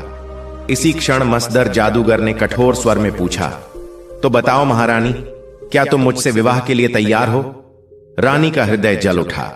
उसका मन किया कि वह जादूगर को भला बुरा कहे, किंतु मोती मोरनी ने उसे पहले ही समझा दिया था कि यदि उसने इस समय विरोध किया तो राजा को बचाना असंभव हो जाएगा। अतः उसने स्वयं को संभाला और धीरे से सहमति में सिर हिला दिया। यह सुनते ही मसदर जादूगर प्रसन्न होकर उठ पड़ा। बहुत अच्छा महारानी, तुमने हामी भरकर स्वयं को मेरे अधीन कर लिया है। अब तुम चाहकर भी इस विवाह से इनकार नहीं कर सकती। फिर उसने जल्लाद को इशारा किया। जल्लाद ने अपनी भयानक कुल्हाड़ी को उठाया। अगले ही क्षण कक्ष एक हृदय विदारक चीख से गूंज उठा। उसके साथ ही मसदर जादूगर ने ठहाका लगाया। उसका अट्टहास इतना भयावह था कि ऐसा प्रतीत हो रहा था मानो पूरा महल कांप रहा हो। किंतु इस भयंकर चीख के साथ ही मोती मोरनी की पंखों की फड़फड़ाहट भी गूंज उठी। जैसे ही जल्लाद ने कुल्हाड़ी उठाई, मोती मोरनी बिजली की गति से उड़ी और जल्लाद के चेहरे से जा टकराई। उसने अपनी तीव्र चोंच और नुकीले पंजों से उसकी आंखें नोच डाली। जल्लाद की आंखों से रक्त की धारा बहने लगी और वह दर्द से चीख पड़ा। अब वह पूर्णतः अंधा हो चुका था। जैसे ही जल्लाद की आंखों पर मोती मोरनी के तीव्र वार से घाव हुआ, उसके मुख से भयावह चीख निकल पड़ी। उसकी विशाल कुल्हाड़ी हाथ से छूटकर धरती पर गिर पड़ी। यह सब इतनी शीघ्रता से हुआ कि कोई समझ ही नहीं पाया कि हुआ क्या है। महल में खड़े सभी लोग स्तब्ध रह गए। मसदर जादूगर का अट्टहास भी थम चुका था। रानी भी यह दृश्य देखकर भय और आश्चर्य से जड़ हो गई थीं। अचानक उन्होंने पास पड़ी एक तेज छुरी उठाई और अपने संकोच को त्याग कर साहस के साथ आगे बढ़ीं। उन्होंने संकल्प पूर्वक उस कुल्हाड़ी को उठाया और पूरी शक्ति से झल्लाद की गर्दन पर वार कर दिया। कुछ ही क्षणों में झल्लाद तड़पकर धरती पर गिर पड़ा और उसकी जीवन लीला समाप्त हो गई। यह योजना पहले से ही मोती मोरनी ने रानी को समझा दी थी और रानी ने उसे पूर्ण निष्ठा से पूरा किया। अब मसदर जादूगर अपने सिंहासन से उठ चुका था। उसकी आंखों से अग्नि की लपटें निकल रही थीं। वह क्रोध से कांप रहा था। उसने कड़वे स्वर में कहा, अरे दुष्ट मोरनी, तुमने अपनी मृत्यु को और भी पीड़ादायक बना लिया है। अब कोई तुम्हें मेरे प्रकोप से नहीं बचा सकता। मोती मोरनी शीघ्रता से बोली, स्वामी, पहले मेरी बात पूरी सुन लीजिए, फिर आप जो दंड देना चाहें मैं स्वीकार कर लूंगी। मसदर जादूगर ने अपने हाथों को झटकते हुए कहा, अच्छा, शीघ्र बताओ, फिर अपने अंत के लिए तैयार हो जाओ। मोती मोरनी बोली, पहले आप कृपया राजा के पैर से कपड़ा हटाकर देख लें। मसदर जादूगर ने राजा की ओर देखा, जो भय और तनाव से अचेत पड़ा था। जादूगर धीरे धीरे आगे बढ़ा और राजा की टांग से कपड़ा हटाया। वहां एक गहरा घाव था। जादूगर चौंक कर बोला, यह क्या है? मोती मोरनी गंभीर स्वर में बोली, स्वामी, राजा गंभीर रूप से घायल है और आप जानते हैं कि यदि किसी जख्मी मनुष्य की बलि दी जाए तो आपका जादू 1 वर्ष के लिए समाप्त हो जाएगा और आप नष्ट प्राय हो जाएंगे। मैंने यह घाव अचानक देख लिया, इसलिए मुझे झल्लाद को अंधा करना पड़ा। मोती मोरनी यह सोचकर संतुष्ट थी कि उसने एक दिन पहले ही योजना के अनुसार रानी के हाथों राजा को हल्का घायल करवा दिया था। यही चोट अब राजा की रक्षा का कारण बन गई थी, किंतु यह सत्य वह जादूगर को नहीं बता सकती थी। जादूगर का स्वर अब थोड़ा शांत हुआ। उसने कहा, वास्तव में यह घाव तो है, तुमने उचित किया। फिर उसने रानी की ओर देखकर पूछा, किंतु तुमने झल्लाद का वध क्यों किया? रानी ने शांत और सहज स्वर में उत्तर दिया, स्वामी, मैं आपकी होने वाली पत्नी हूं। मैं अपनी सहमति पहले ही दे चुकी हूं और अब मैं आपसे प्रेम भी करने लगी हूं। मुझे भय था कि झल्लाद अंधा होने के बावजूद राजा का वध कर सकता था, जिससे आपका जादू समाप्त हो जाता, और मैं नहीं चाहती कि मेरा होने वाला पति एक साधारण व्यक्ति बनकर रह जाए। मसदर जादूगर ने मुस्कुराते हुए कहा, ओह, अच्छा, यह तो ठीक किया तुमने। मोती मोरनी ने आगे कहा, अब हमें राजा को इस बाग के भीतर स्थित एक विश्राम कक्ष में ले जाने दीजिए। हम उसकी मरहम पट्टी करेंगे। जब वह स्वस्थ हो जाएगा तब आप उसकी बलि चढ़ा सकते हैं। आप किसी और को नहीं चुन सकते, क्योंकि राजा इस अनुष्ठान के लिए नामांकित हो चुका है। मसदर जादूगर ने सिर हिलाते हुए कहा, अच्छा, ठीक है, अब तुम लोग राजा को विश्राम कक्ष में ले जाओ। फिर उसने हाथ उठाकर एक मंत्र पढ़ा। तत्क्षण वहां उपस्थित आत्माएं विलीन हो गईं और कुछ ही क्षणों में जादूगर स्वयं भी गायब हो गया। अब मोती मोरनी और रानी ने मिलकर राजा को उठाया और कक्ष में ले गई। रानी अत्यंत व्याकुल थीं। जो कुछ हुआ वह इतनी तीव्रता से हुआ कि उनका मन अब तक स्थिर नहीं हो सका था। मोती मोरनी ने कहा, राजा को यहां नीचे लिटा दो, धैर्य रखो, मैं अभी आती हूं। फिर वह तीव्र गति से उड़कर बाहर चली गई। कुछ ही क्षणों में वह वापस लौटी। उसकी चोंच में कुछ पत्तियां थीं। यह सूर्य बूटी के पत्ते हैं। इन्हें पाना अत्यंत कठिन है। यह शीघ्र ही घाव को भर देंगे। इनका लेप बनाकर राजा के घाव पर बांध दो। रानी ने शीघ्रता से पत्तियां पीसकर राजा के घाव पर लेप लगाया। मोती मोरनी ने मुस्कुराकर कहा, कल तक यह घाव पूरी तरह भर जाएगा। रानी ने अश्रुपूर्ण नेत्रों से पूछा, अब आगे क्या होगा? मैं बहुत चिंतित हूं। राजा को कब तक होश आएगा? मोती मोरनी ने उसे सांत्वना देते हुए कहा, महारानी जी, धैर्य रखें। चिंता से कार्य और भी कठिन हो जाएगा। राजा शीघ्र ही चेतना में आ जाएंगे, किंतु अब हमें जो भी करना है वह अत्यंत सोच समझकर करना होगा। हमारी सुरक्षा अब आपके धैर्य पर निर्भर है। रानी ने सांस ली और गंभीरता से सिर हिलाया। तभी अचानक एक तेज धमाका हुआ और कक्ष में लाल धुएं का एक विशाल गोला प्रकट हुआ। धुएं से एक सुर्ख रंग की आकृति उभरी। यह एक विशाल रौद्र रूपधारी जिन्ना थी। उसने गहरी गूंजती हुई आवाज में कहा, महारानी जी, मैं सुर्ख जन्नत हूं। रानी ने विस्मय से उसकी ओर देखा और पूछा, तुम यहां क्यों आए हो? जिन्न ने उत्तर दिया, स्वामी ने आपको बुलाया है। वह अब भी आपसे अपने कक्ष में मिलना चाहते हैं। रानी ने गहरी सांस लेते हुए कहा, अच्छा, मैं चलती हूं। मोती मोरनी ने तुरंत उड़कर रानी के कंधे पर स्थान लिया और धीरे से उसके कान में फुसफुसाने लगी। मसदर जादूगर अपने भव्य महल के एक अलंकृत कक्ष में एक विशाल राजसी पलंग पर तकिए से टिक कर बैठा था। उसके हाथ में एक सुनहरी पात्र था जिससे वह आनंद पूर्वक पेय ग्रहण कर रहा था। अचानक उसने सतर्क होकर अपना हाथ उठाया और दीवार की ओर एक तेज झटका दिया। क्षण भर में ही दीवार पर एक चमकदार प्रकाश फैल गया और उसमें एक दृश्य प्रकट होने लगा। उस दृश्य में रानी दिखाई दी जो राजा की टांग पर औषधि का लेप कर रही थी। मसदर जादूगर कुछ समय तक मौन बैठकर इस दृश्य को देखता रहा। फिर उसने पुनः अपना हाथ घुमाया और वह दृश्य गायब हो गया। उसने एक ही बार में अपने पात्र को खाली कर दिया और कुछ क्षण विचार में डूबा रहा। इसके पश्चात उसने अपनी मंत्र शक्ति का प्रयोग किया और भूमि की ओर हाथ झटकते ही एक सुर्ख रंग का दीप प्रकट हुआ। उस दीप से एक विशाल अग्निमुख जिन्न प्रकट हुआ। जिन्न ने झुककर आदर पूर्वक कहा, आज्ञा दें मेरे स्वामी। मसदर जादूगर ने आदेश दिया, सुर्ख जिन्न, महारानी के पास जाओ और उन्हें यह संदेश दो कि हम उन्हें याद कर रहे हैं और शीघ्र ही अपने कक्ष में बुला रहे हैं। सुर्ख जिन्न ने सिर झुकाकर कहा, जो आज्ञा स्वामी। और फिर वह एक धुएं के बादल में परिवर्तित होकर अदृश्य हो गया। मसदर जादूगर ने पुनः अपना पात्र भर लिया और उसे धीरे धीरे पीने लगा। कुछ ही क्षणों में कक्ष के द्वार से एक मधुर कोमल स्वर गूंजा, स्वामी की सेवा में महारानी सादर प्रणाम करती हैं। मसदर जादूगर ने चौंक कर द्वार की ओर देखा।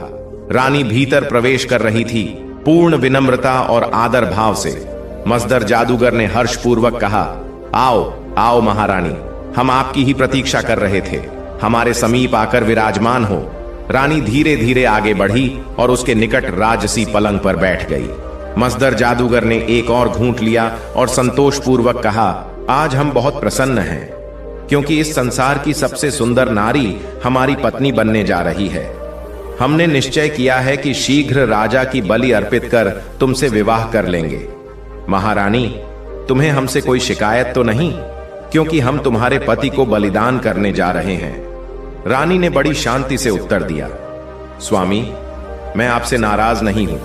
यह मेरा सौभाग्य है कि इतना महान और शक्तिशाली जादूगर मेरा पति बनने जा रहा है।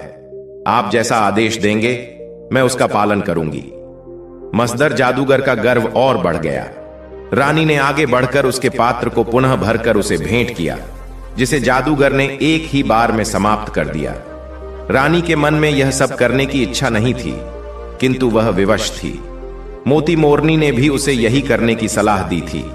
रानी ने कुछ सोचते हुए कहा, स्वामी, मुझे आपसे विवाह करने में कोई आपत्ति नहीं है, किंतु रानी ने वाक्य अधूरा छोड़ दिया। मसदर जादूगर तुरंत चौकन्ना हो गया। वह सीधा होकर बैठ गया और तीव्र स्वर में बोला, किंतु क्या? अब तो तुम स्वीकृति दे चुकी हो, तुम वचन दे चुकी हो। अब तुम्हें इनकार करने का कोई अधिकार नहीं है, अन्यथा तुम्हारा अंत निश्चित है। रानी ने मृदु स्वर में उत्तर दिया, नहीं नहीं स्वामी, मैं इनकार नहीं कर रही।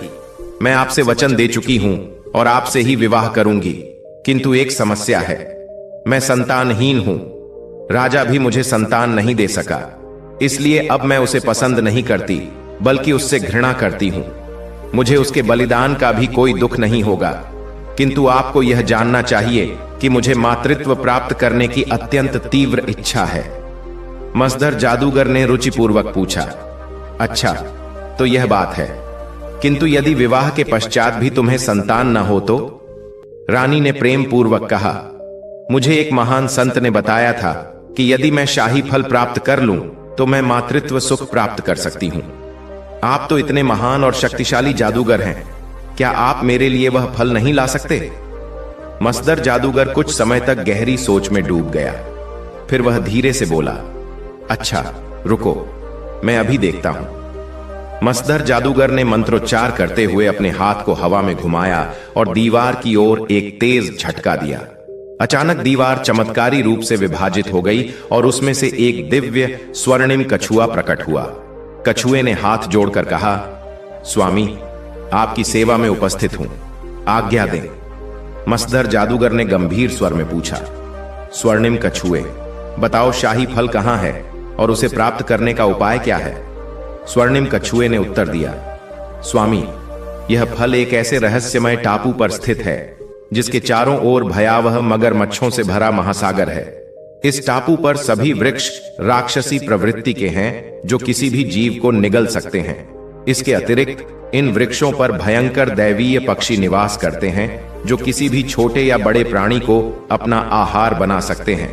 किंतु शाही फल का पौधा इन सभी बाधाओं के मध्य उस टापू के केंद्र में स्थित है। इसे केवल कोई अत्यंत साहसी और पराक्रमी व्यक्ति ही प्राप्त कर सकता है। मसदर जादूगर ने विचार करते हुए पूछा, तो फिर इसे कौन ला सकता है? स्वर्णिम कछुए ने उत्तर दिया, स्वामी, केवल राजा ही इस कार्य को सफलतापूर्वक पूरा कर सकता है। वह बलशाली है और वीर भी। मसदर जादूगर ने सिर हिलाते हुए कहा, नहीं, हम राजा को इस अभियान पर नहीं भेज सकते। हमें उसकी बलि चढ़ानी है। यदि उसे कुछ हो गया तो हमारी यज्ञ क्रिया अपूर्ण रह जाएगी। स्वर्णिम कछुए ने समाधान प्रस्तुत करते हुए कहा, स्वामी, आपके पास जो यह दिव्य रत्नों से जड़ा जादू हार है, उसे यदि आप राजा के गले में डाल दें तो कोई भी दुष्ट शक्ति उस पर प्रभाव नहीं डाल सकेगी। यह हार उसे उन आदमखोर वृक्षों, मगरमच्छों और भयानक पक्षियों से सुरक्षित रखेगा। रानी ने मुस्कान के साथ जादूगर के कंधे पर हाथ रखते हुए कोमल स्वर में कहा, स्वामी, यह केवल कुछ ही क्षणों की बात है। जब राजा शाही फल लेकर लौट आएगा तब आप स्वयं देख लीजिएगा। मसदर जादूगर ने गहरी सांस ली और कहा, अच्छा, ठीक है, हम यह जादुई हार राजा को देने को तैयार हैं। फिर उसने स्वर्णिम कछुए से पूछा, किंतु वह इन दैत्य वृक्षों और भयंकर पक्षियों से अपना बचाव कैसे करेगा? स्वर्णिम कछुए ने विस्तार से उत्तर दिया, स्वामी, इसका भी समाधान है। रात्रि का अंधकार जब धीरे धीरे प्रातः की शुभ्र किरणों में परिवर्तित होने लगता है, तब यह आदमखोर वृक्ष और दुष्ट पक्षी थोड़ी देर के लिए निद्रा में चले जाते हैं। सूर्य की प्रथम किरण के साथ वे पुनः जागृत हो जाते हैं। यह वही शुभ मुहूर्त होगा जब राजा को उनके जागने से पहले शाही फल प्राप्त कर लेना होगा। मसदर जादूगर ने स्वर्णिम कछुए को आदेश दिया, अच्छा, तो निश्चित हुआ। कल प्रातःकाल तुम राजा को अपनी पीठ पर बैठाकर इस महासागर को पार कराओ। हमारे जादू के प्रभाव से महासागर के मगरमच्छ तुम्हारा और राजा का कुछ भी अहित नहीं कर सकेंगे। तुम उसे टापू तक ले जाओ और शाही फल प्राप्त करके शीघ्र लौट आओ। स्वर्णिम कछुए ने सिर झुकाते हुए कहा, जो आज्ञा स्वामी। मैं कल प्रातःकाल होने से पूर्व राजा को लेकर प्रस्थान करूंगा। यह कहकर स्वर्णिम कछुआ अंतर्धान हो गया और दीवार पुनः जुड़ गई। रानी ने मुस्कुराते हुए जादूगर का खाली पात्र उठाया, उसे पुनः भरा और आदर पूर्वक उसे सौंप दिया। मसदर जादूगर ने पात्र को पुनः एक ही घूंट में समाप्त कर दिया।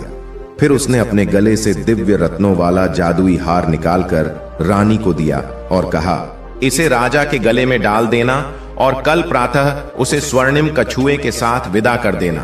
अब तुम जाओ, मैं विश्राम करूंगा। रानी ने हार को अपने गले में पहना और धीरे धीरे कक्ष से बाहर निकल आई। जैसे ही रानी बाघ के विश्राम कक्ष में पहुंची, उसने देखा कि राजा को होश आ चुका था।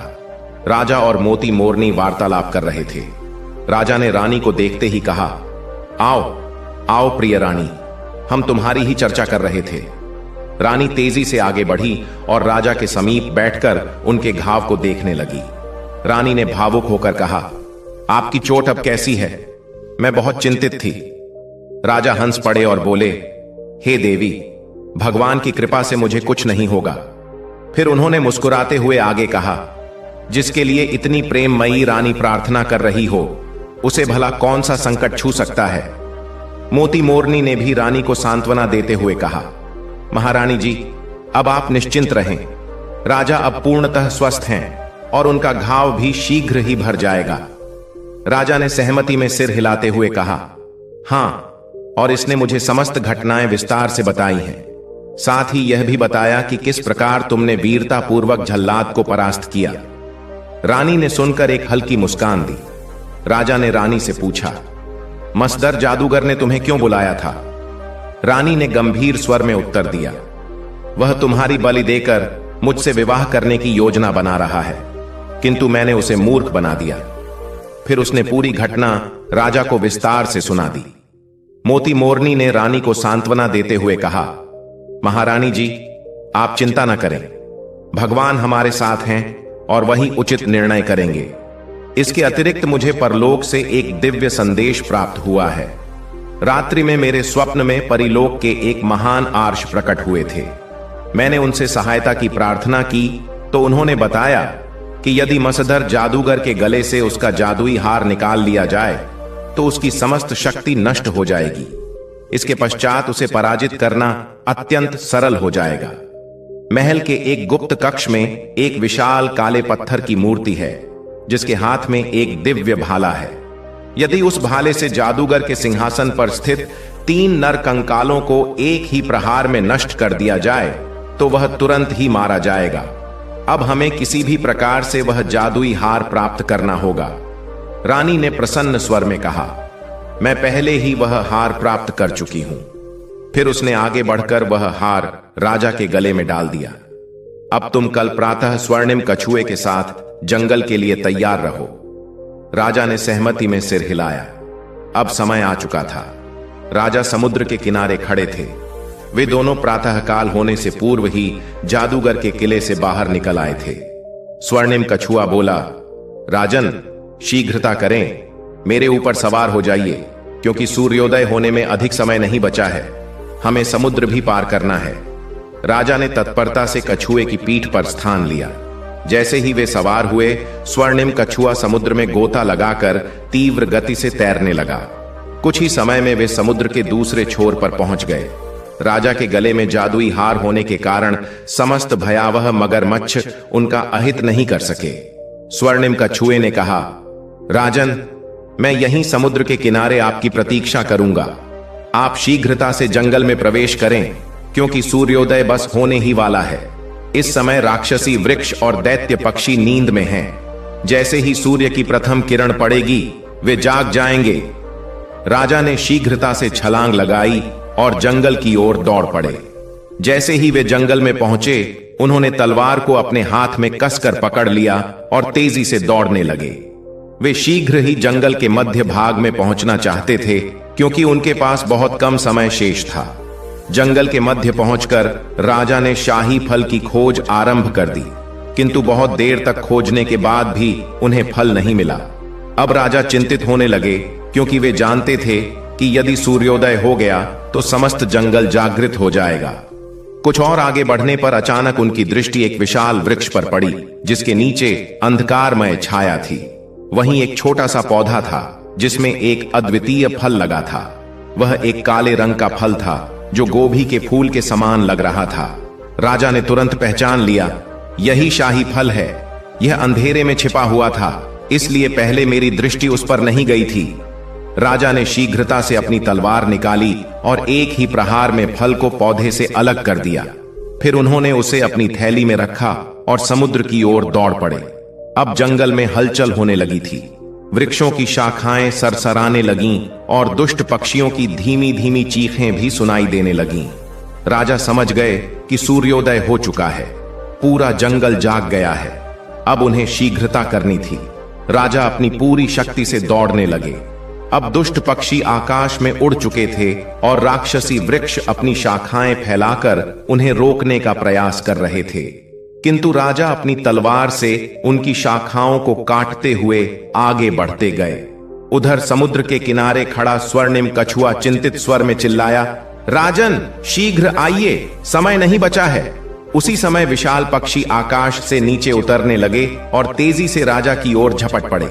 राजा अंतिम शक्ति लगाकर दौड़ पड़े। स्वर्णिम कछुआ भी जोर से चिल्लाया, राजन, शीघ्र मेरी पीठ पर सवार हो जाइए। राजा ने अपनी पूरी शक्ति से छलांग लगाई और कछुए की पीठ पर आ बैठे। जैसे ही राजा स्वर्णिम कछुए की पीठ पर सवार हुए, वह तीव्र गति से जल में उतर गया। आकाश में मंडराते भयावह पक्षी जल की सतह पर ही असहाय होकर राजा को ताकते रह गए। कुछ समय तक तैरने के बाद वे समुद्र के दूसरे छोर पर पहुंच गए और जादूगर के महल में प्रवेश कर गए। स्वर्णिम कछुए ने राजा से कहा, राजन, अब आप मेरी पीठ से उतर जाएं और सीधे महारानी के कक्ष में जाएं। उन्हें शीघ्र ही शाही फल सौंप दें। इस समय मसदर जादूगर गहरी नींद में है। जब वह जागेगा तब मैं उसे सब कुछ बता दूंगा। राजा ने स्वीकृति में सिर हिलाया और स्वर्णिम कछुए की पीठ से उतर आए। क्षण भर में कछुआ भी अंतर्धान हो गया। महारानी के कक्ष में जैसे ही राजा का प्रवेश हुआ, मोती मोरनी उल्लास से चहक उठी। राजा साहब वापस आ गए। रानी मोरनी की आवाज सुनकर चौंकी। उन्होंने जैसे ही द्वार की ओर देखा, उनके नेत्र आश्चर्य और प्रसन्नता से भर उठे। वह दौड़कर राजा से लिपट गईं और भावुक स्वर में बोली, भगवान का धन्यवाद, आप लौट आए। आप कैसे हैं? राजा ने प्रेम पूर्वक उनके कंधे पर हाथ रखा और मुस्कुराते हुए कहा, देख लो, मैं बिल्कुल स्वस्थ और सुरक्षित हूं। भगवान की कृपा से मुझे कुछ नहीं हुआ। रानी की आंखों में आनंद के आंसू थे। मोती मोरनी ने कहा, राजन, महारानी जी निरंतर आपके लिए प्रार्थना कर रही थीं। उन्होंने आपके लिए बहुत रोकर भगवान से आपकी रक्षा की याचना की। अब जब उन्होंने आपको सकुशल देख लिया है तो उनकी प्रसन्नता का ठिकाना नहीं है। राजा ने रानी की ओर देखकर कहा, तुम्हारी प्रार्थना और प्रेम की शक्ति ने ही मुझे विजय दिलाई है। फिर उन्होंने अपनी थैली से शाही फल निकालकर रानी को सौंप दिया और कहा, इसे तुरंत खा लो। रानी ने प्रेम पूर्वक फल ग्रहण किया और धीरे धीरे उसे खाने लगी। मोती मोरनी ने कहा, अब हमें शीघ्रता करनी होगी। हमें उस दिव्य मूर्ति के पास जाना है जिससे हमें वह दिव्य भाला प्राप्त करना है। रानी ने राजा की ओर देखा और कहा, हां, हमें तुरंत चलना चाहिए क्योंकि यह समय मसदर जादूगर की गहरी निद्रा का है। राजा ने सहमति में सिर हिलाया और सभी शीघ्र महल से बाहर निकले। रानी के कंधे पर मोती मोरनी बैठी थी। महल के एक गुप्त कक्ष में प्रवेश करने से पहले राजा ने रानी को रुकने का संकेत दिया और स्वयं अकेले भीतर चले गए। कक्ष में उन्होंने देखा कि वहां एक विशाल काले पत्थर की मूर्ति खड़ी थी। राजा के गले में जादुई हार होने के कारण वह निष्क्रिय खड़ी रही। राजा धीरे धीरे आगे बढ़े और बिना कोई आवाज किए उसके हाथ से दिव्य भाला निकाल लिया। अब वे सतर्कता से बाहर आए और रानी के पास लौटे। राजा ने रानी से पूछा, जादूगर का कक्ष कहां है? रानी ने उन्हें एक मार्ग दिखाया और सभी उस कक्ष की ओर बढ़ गए। महल के सबसे भव्य कक्ष में एक विशाल शाही पलंग पर मसदर जादूगर गहरी नींद में सो रहा था। उसके पास ही शराब की एक खाली बोतल पड़ी थी और उसका पात्र भी उलटा रखा था। राजा, रानी और मोती मोरनी जादूगर के पलंग के पास पहुंचे। राजा ने अपनी तलवार को कसकर पकड़ा और दिव्य भाले को उठाया। फिर उन्होंने पूर्ण बल से प्रहार किया और जादूगर के सिंहासन के ऊपर रखी 3 खोपड़ियों को एक ही वार में चकनाचूर कर दिया। जैसे ही वे खोपड़ियां टूटीं, मसदर जादूगर पीड़ा से चीखते हुए नीचे गिर पड़ा। वह तड़पने लगा और देखते ही देखते उसका अंत हो गया। जादूगर के नष्ट होते ही पूरे महल में भयभीत आत्माओं के करुण रुदन की आवाजें गूंजने लगीं। फिर चारों ओर घना अंधकार छा गया। कुछ क्षणों तक यह भयानक वातावरण बना रहा और फिर अचानक सब कुछ शांत हो गया। अब वे एकदम खुले जंगल के पास खड़े थे जहां उनके घोड़े घास चर रहे थे। राजा ने एक विशेष ध्वनि में सीटी बजाई। घोड़े चौंक कर हिनहिनाने लगे और तेजी से उनकी ओर दौड़ पड़े। वे राजा के पास आकर प्रेम पूर्वक उनके शरीर से सिर रगड़ने लगे। राजा ने अपने घोड़े की पीठ थपथपाई और उसकी लगाम थाम ली। फिर उन्होंने मोती मोरनी की ओर देखा और कहा, मोती मोरनी, यह सब तुम्हारी बुद्धिमत्ता और साहस का परिणाम है। हमारी विजय का श्रेय तुम्हें जाता है। तुम्हारी सहायता के बिना यह असंभव था। मोती मोरनी मुस्कुराई और बोली, राजन, यह श्रेय महारानी जी को दीजिए। उन्होंने अपने शब्दों से जादूगर को मूर्ख बनाकर हमें यह अवसर प्रदान किया। यह सुनकर सभी हंस पड़े। मोती मोरनी ने आगे कहा, अब मेरा समय आ गया है कि मैं अपने परिलोक वापस लौट जाऊं। मुझे यहां से गए बहुत समय हो गया है और मेरे माता पिता मेरी प्रतीक्षा कर रहे होंगे। रानी ने भावुक होकर कहा, मोती मोरनी, हमें बार बार मिलने आती रहना। तुम्हारे बिना हमारा मन नहीं लगेगा। मोती मोरनी ने कहा, आप चिंता न करें, मैं समय समय पर आपसे मिलने अवश्य आऊंगी। और हां, मेरे पास आपके लिए एक शुभ समाचार भी है। रानी ने चकित होकर पूछा, क्या शुभ समाचार है? मोती मोरनी ने मुस्कुराते हुए कहा, परलोक के संत ने मुझे बताया है कि आपके यहां जुड़वा संतानों का जन्म होगा, एक पुत्र और एक पुत्री। रानी यह सुनकर लज्जा से मुस्कुराते हुए सिर झुका गई। मोती मोरनी ने हंसकर कहा, और मैंने तो उनके नाम भी सोच लिए हैं। राजा ने उत्सुकता से पूछा, बताओ कौन से नाम सोच लिए हैं? मोती मोरनी ने उत्तर दिया, पुत्र का नाम होगा राजकुमार मुकुंद और पुत्री का नाम होगा राजकुमारी यशस्विनी। राजा ने रानी की ओर देखा, जो इस बात पर शर्म से गुलाबी हो गई थी। राजा ने प्रसन्न होकर ठहाका लगाया और मोती मोरनी ने भी सुरीले स्वर में हंसी भरी। फिर मोती मोरनी उड़ चली और राजा तथा रानी अपने घोड़ों पर सवार होकर अपने राज्य की ओर बढ़ गए। समय बीतता गया और 1 वर्ष बाद महल में वही संतानें जन्मी जिनकी भविष्यवाणी मोती मोरनी ने की थी। राजा ने उनके वही नाम रखे जो मोती मोरनी ने बताए थे और इस प्रकार उन्होंने सुखद और समृद्ध जीवन व्यतीत किया। भगवान की कृपा से धर्म और प्रेम की विजय सदा होती है। दर्शक बंधु, कथा का अंत अब भी नहीं होता। अभी हम यह भी जानेंगे कि किस कारण से रावण की पत्नी मंदोदरी ने अपने ही सगे देवर विभीषण के साथ संभोग किया था। इस कहानी की शुरुआत एक रहस्यमयी प्रश्न से होती है। क्या यह सच है कि रावण की पत्नी मंदोदरी ने अपने देवर विभीषण के साथ संभोग किया? इतिहास और पौराणिकता में कई बातें कही जाती हैं, लेकिन कुछ बातें ऐसी होती हैं जो समय के गर्त में छिप जाती हैं या फिर जानबूझकर छिपा दी जाती हैं। आज हम आपको एक ऐसी कथा सुनाने जा रहे हैं जो सिर्फ एक कहानी नहीं, बल्कि एक औरत की पीड़ा, एक पत्नी की वफादारी और एक राजा के पतन की गवाही है। लंका नगरी की महारानी मंदोदरी रावण की पत्नी, एक अत्यंत बुद्धिमती, धर्मपरायण और तपस्विनी स्त्री। उसका विवाह असुरों के सम्राट रावण से हुआ था, पर रावण की वासनात्मक प्रवृत्तियों ने कभी उसे सच्चा प्रेम नहीं दिया। रावण महाशक्तिशाली था, पर उतना ही अहंकारी और स्त्रियों के प्रति अपमानजनक। मंदोदरी ने अपनी आंखों से रावण को कई बार पराई स्त्रियों के पीछे भागते देखा, यहां तक कि उसने सीता माता का हरण भी मंदोदरी की इच्छाओं के विरुद्ध जाकर किया था। मंदोदरी ने रावण को बार बार चेताया था, स्वामी स्त्री का अपमान करोगे तो राज्य की नींव डगमगा जाएगी, पर रावण ने कभी उसकी बात नहीं मानी। इसी बीच एक ऐसा पुरुष था जो हर बार मंदोदरी के शब्दों में सच्चाई को पहचानता था। रावण का छोटा भाई विभीषण। विभीषण जो स्वयं धार्मिक था, सत्यवादी था और सबसे महत्वपूर्ण बात, वह मंदोदरी का सम्मान करता था। दोनों के विचार मिलते थे, दोनों सत्य के पथिक थे और इसी समानता ने उनके बीच एक सूक्ष्म आकर्षण की शुरुआत कर दी थी। रावण दिन ब दिन पाप की राह पर बढ़ता गया और मंदोदरी दिन ब दिन अकेली होती चली गई। वह अकेली थी पर कमजोर नहीं, वह दुखी थी पर पतित नहीं। राम रावण युद्ध छिड़ा, रावण मारा गया और लंका वीरान हो गई। रावण की मृत्यु के बाद विभीषण को लंका का राजा बनाया गया। अब मंदोदरी एक विधवा थी और विभीषण सत्ता का नया केंद्र। अब यहां से शुरू होती है वह कथा जो शास्त्रों में नहीं, परंतु लोक कथाओं में बार बार कही जाती है। कुछ लोक कथाओं के अनुसार युद्ध के बाद मंदोदरी की सुरक्षा और सम्मान की जिम्मेदारी विभीषण पर आ गई थी। दोनों ने जीवन के अंधकार में एक दूसरे का सहारा बनना शुरू किया। कहा जाता है कि मंदोदरी ने स्वयं विभीषण से विवाह किया और कुछ कथाओं में यहां तक कहा गया कि उन्होंने विवाह से पहले ही एक दूसरे को स्वीकार कर लिया था। लेकिन यह संभोग सिर्फ वासना का विषय नहीं था, यह दो पीड़ित आत्माओं का मिलन था। एक पत्नी जो उपेक्षित थी और एक भाई जो सत्यवादी था।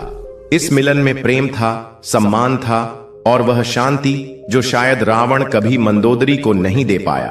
पर क्या यह सच है? क्या मंदोदरी ने सचमुच अपने देवर के साथ ऐसा संबंध बनाया, या यह सिर्फ एक काल्पनिक कथा है जिसे समाज ने अपनी सोच के अनुसार मोड़ लिया? शास्त्रों में इसकी सीधी पुष्टि नहीं मिलती, लेकिन लोक कथाएं और जैन बौद्ध साहित्य में इसकी झलक जरूर मिलती है। अब सवाल यह नहीं कि उन्होंने संभोग किया या नहीं, सवाल यह है अगर किया तो क्या वह गलत थी, या फिर उसने वही किया जो एक स्त्री को उस समय करना चाहिए था, अपने आत्मसम्मान और अस्तित्व की रक्षा। कभी कभी इतिहास सिर्फ राजाओं की कहानियां नहीं होता, बल्कि उन रानियों की भी दास्तान होता है जिनकी आवाज दबा दी गई। मंदोदरी की यह कथा भी उसी आवाज की एक गूंज है। तो आप क्या सोचते हैं? क्या मंदोदरी और विभीषण का संबंध सही था, या यह सिर्फ एक कल्पना है जो समय के साथ विकृत होती चली गई। मंदोदरी और विभीषण की यह कथा हमें यही सिखाती है कि हर रिश्ता, हर निर्णय, हर भाव सतह पर उतना सरल नहीं होता जितना वह दिखता है। कभी कभी एक औरत की खामोशी भी क्रांति बन जाती है, और कभी एक भाई एक राजा नहीं बल्कि एक सच्चा मनुष्य बनकर सामने आता है। आपका क्या विचार है इस कथा के बारे में? अपने विचार नीचे कमेंट में जरूर बताएं। और अगर आप ऐसी ही ऐतिहासिक, पौराणिक और अनसुनी कहानियों को एक नए नजरिए से सुनना चाहते हैं तो चैनल को अभी सब्सक्राइब करें। मिलते हैं अगली रहस्यमयी और दिल को छू लेने वाली कथा के साथ।